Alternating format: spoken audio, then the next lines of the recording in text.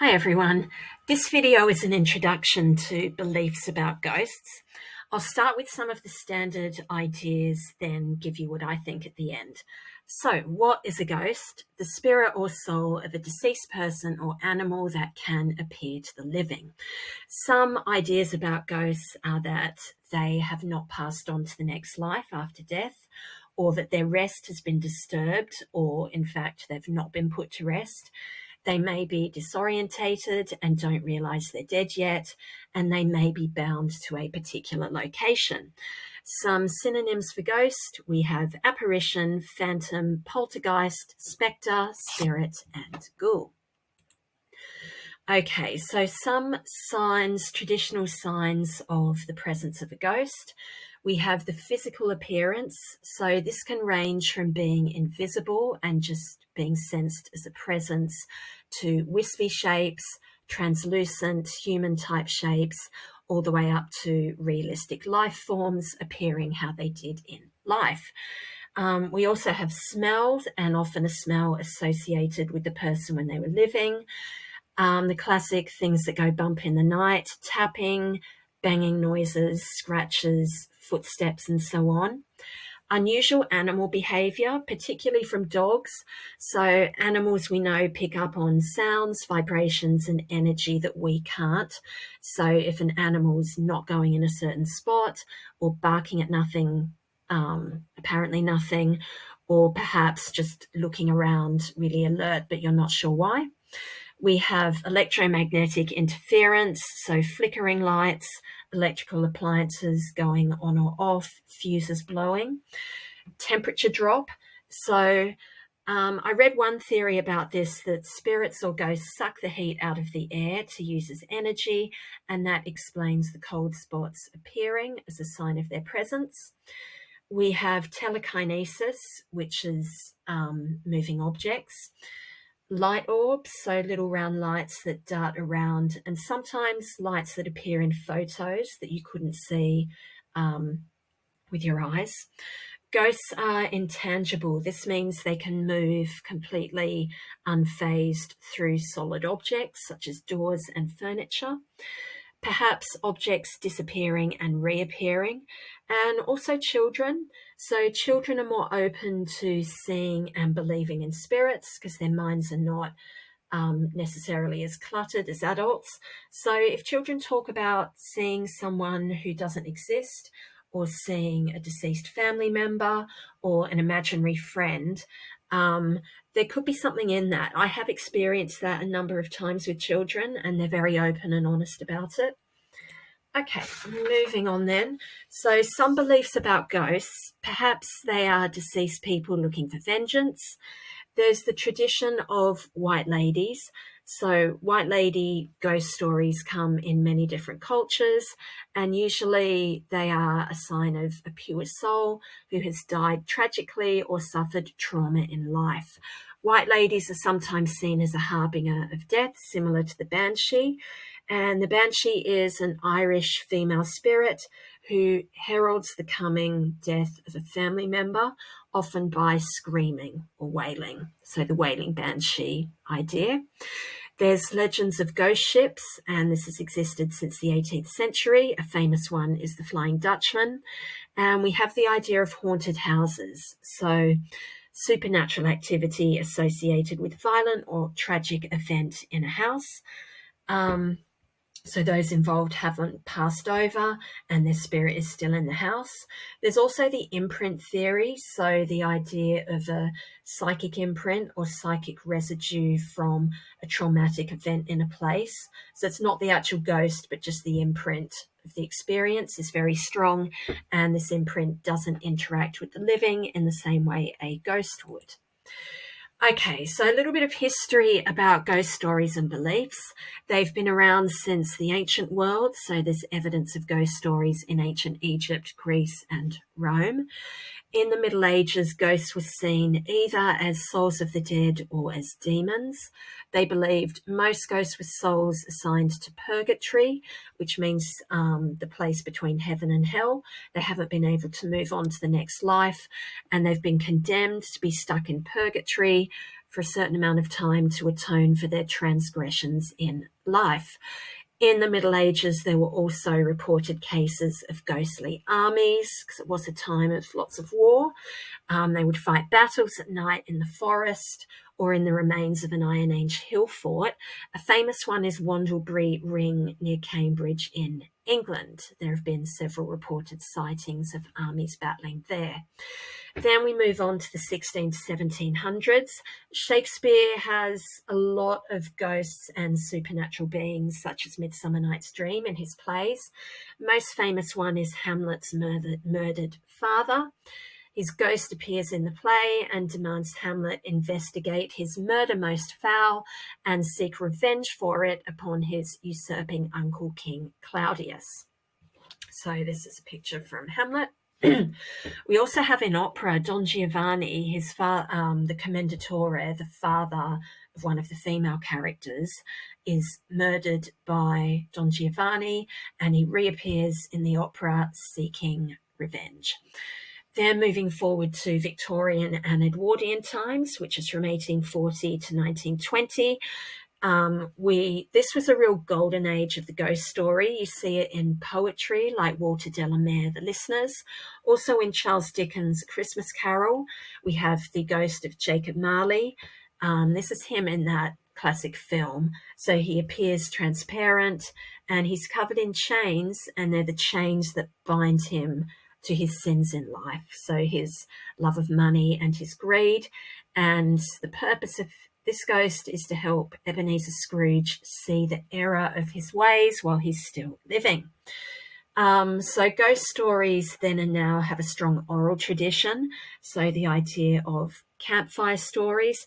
And I remember as well, at school as a child telling ghost stories to each other because it was fun to scare ourselves.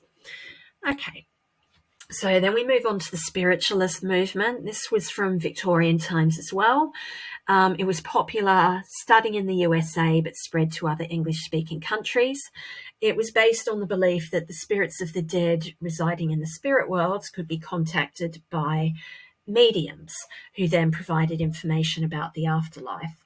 So spiritualism didn't have any holy books or services. It attained cohesion by periodicals, so regular magazines, tours by trance lecturers, and the missionary activities of mediums. Many prominent spiritualists were women. Most followers supported causes such as the abolition of slavery and women's suffrage, and spiritualism was popular amongst the middle and the upper classes. In the late 1880s, the credibility of the movement weakened due to accusations of fraud among mediums. And after this, more formal spiritualist organizations began to appear. And even today, it's practiced through spiritualist churches in the USA and the UK. And I've never been to a spiritualist church. It's not really my thing, but I have seen several of them in London itself. So a bit more on seance and necromancy. These were spiritualist, and still are, I guess, ways of contacting the dead. Necromancy is when spirits are summoned and asked to reveal future events or secret information. And a seance is more about communicating with spirits. So the medium goes into trance and spirits communicate through their body.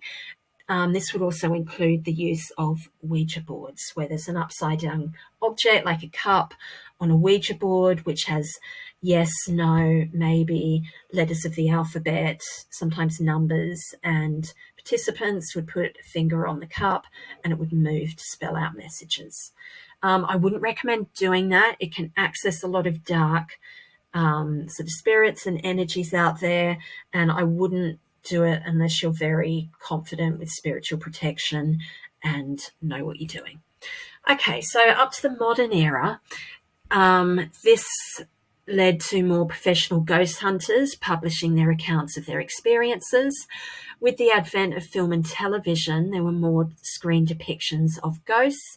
We have children's benevolent ghost stories such as Casper the Friendly Ghost, which began, I think, as a comic book and became a TV series. In the 1970s, The films about ghosts were either more romantic or more from the horror genre. Common theme in the romantic genre is the ghost as a spirit guide, benign spirit guide or messenger, often with unfinished business on Earth, such as Ghost from 1990.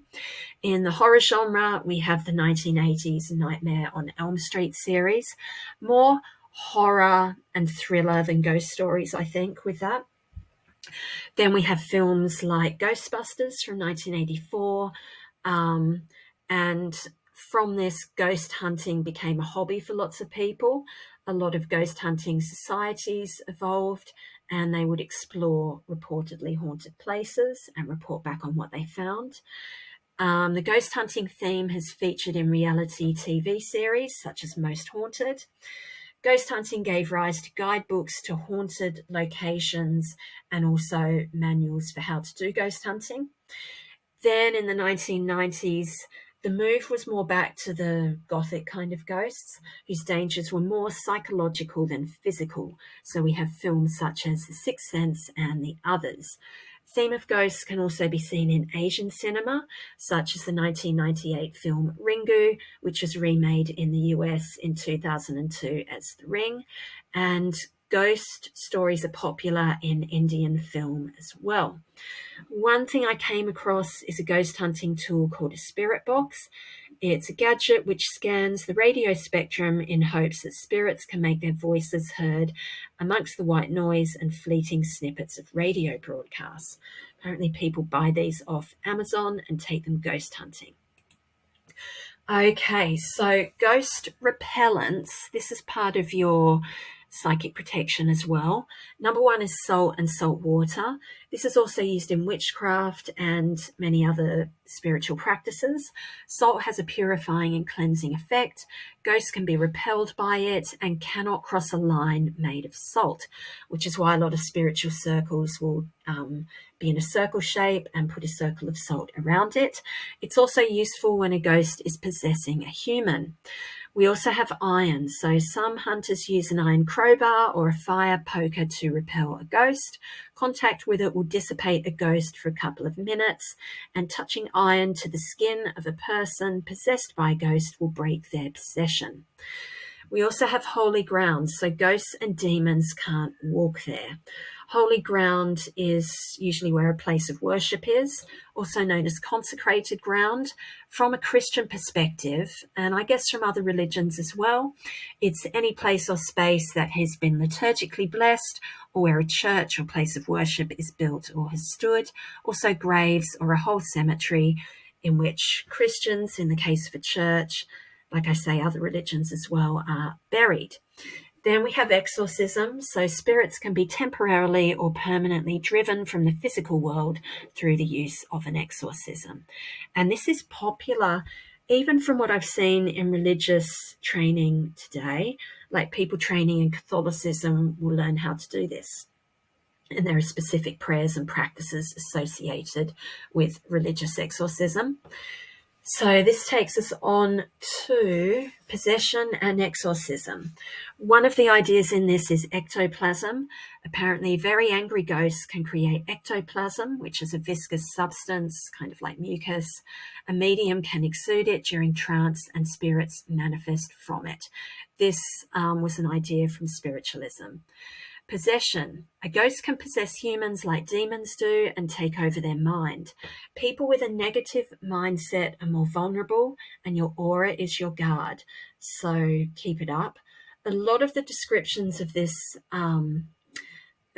episodes of possession sound a lot like mental illness. So I wonder if this was an early way of describing mental illness.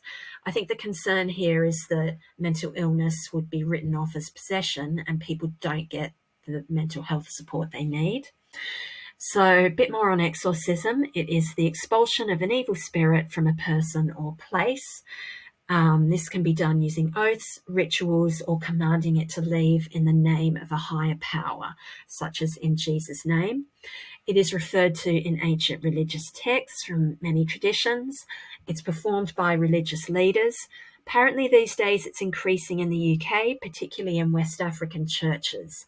As I mentioned, the criticism is it can lead people to rely on faith healing and not get medical help they may need, or dismissing mental illness. Okay, another type of ghost is poltergeist. So these are less common than ghosts, and ghost appearances are called hauntings, but poltergeist appearances are called disturbances. They're known as noisy ghosts because they move and throw objects, open and close doors, and make loud noises. Within paranormal realms, poltergeist hauntings are often the most feared, as they can be terrifying or even violent. Parapsychologists believe poltergeists actually have nothing to do with the dead, but this activity is a manifestation of psychokinetic energy from a living human who's likely unaware they are causing the activity. Parapsychologists would believe it's the subconscious mind of an individual under emotional, psychological, or physical stress causing these events, including puberty.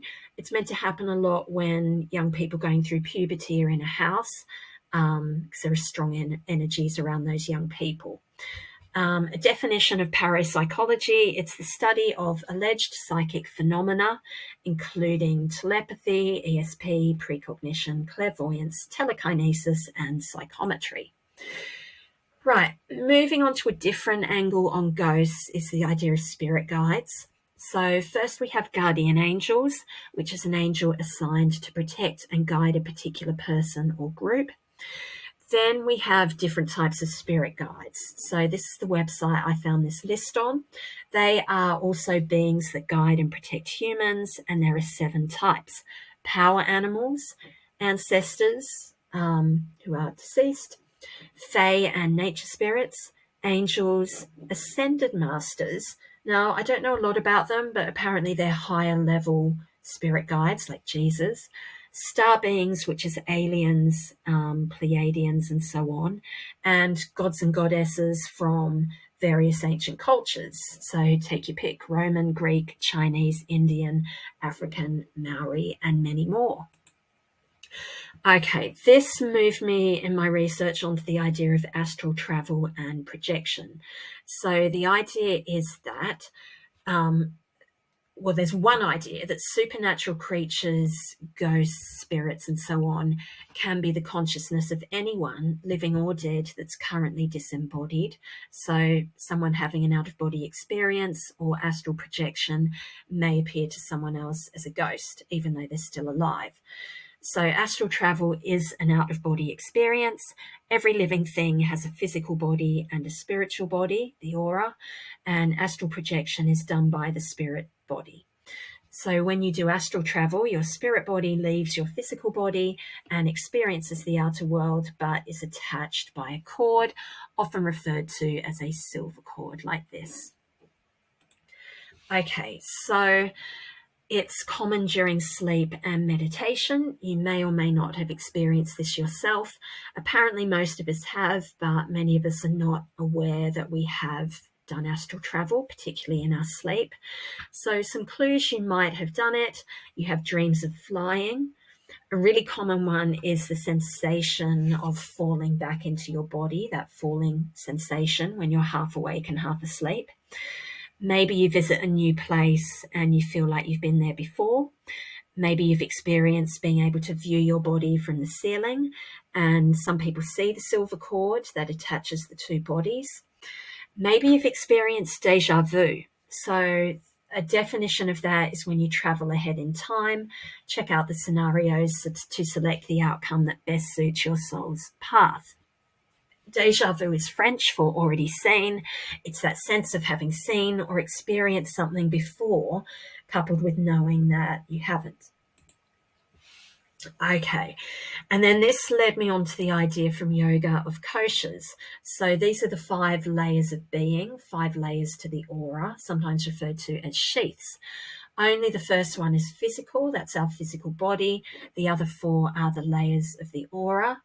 And this is the idea that actually we're all souls and spirits. Maybe you'd refer to that as ghosts, but in this moment, those of us alive today are in a body. So the 5 layers are: the first one, the physical, Then the second layer is breath, prana, and life force. Third layer is our mind, mental self, and emotions. Fourth layer is our intellect, wisdom, and higher mind. And the fifth layer is known as the bliss body. Apparently very unattainable, but something to aim for. Okay, so conclusion. You can see I started this slide and just kind of left it blank. So I'm just going to say what I think about all of this. Some of what I've said I do agree with, some of it I just don't know. So are ghosts real? I think it depends on how you define them. I believe more the yogic tradition that everything has a soul or spirit that is eternal, and that it exists before and after we enter our physical body. So does the word ghost just refer to the soul? I think the old Victorian ideas of haunting and shadows and spooky shapes is very narrow, and it reflects a very sort of 3D undeveloped idea of the world of spirit. I do know of several people who have seen deceased family members in spirit, and I believe them. I also think this fear of ghosts, so the emotion of fear is a low vibration, and be wary of that because it can attract in negativity, whether human or in spirit.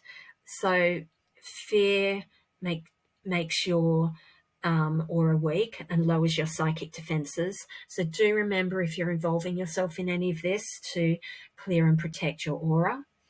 I did have a friend when I was in school who just 100% said she had a guardian angel that spoke to her, and I believe that, but I don't see that as a ghost, but as spirit.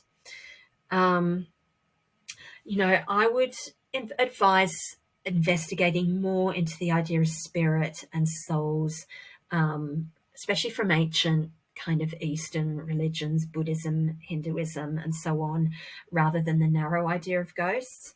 And I think I'd finish off with the idea of fear, that, especially looking at the world today, I think there's a lot more to fear from the living than from the dead. So, hope you found that interesting.